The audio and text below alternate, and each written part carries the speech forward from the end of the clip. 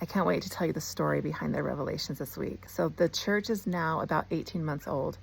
Joseph had been receiving revelations. He has received over 60 revelations at this point. So the saints had the Book of Mormon, but they also were receiving the Lord's Gospel line upon line through the revelations. So Joseph proposes that they print copies of the revelations. There was a printing office being built in Jackson County, and so they would have the ability to print them themselves. So Joseph proposes printing them, and the council agrees, and they decide to print 10,000 copies.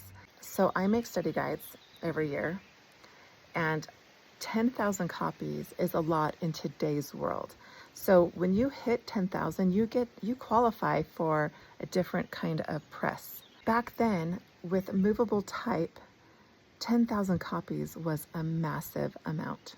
It was at this point that some of the men tried to write a preface to what was called then the Book of Commandments, and they failed. They said that their words were picked apart. And then the Lord wrote a preface to his own book, and that is section 1. So if you took section 1 and placed it chronologically, it would be before section 67.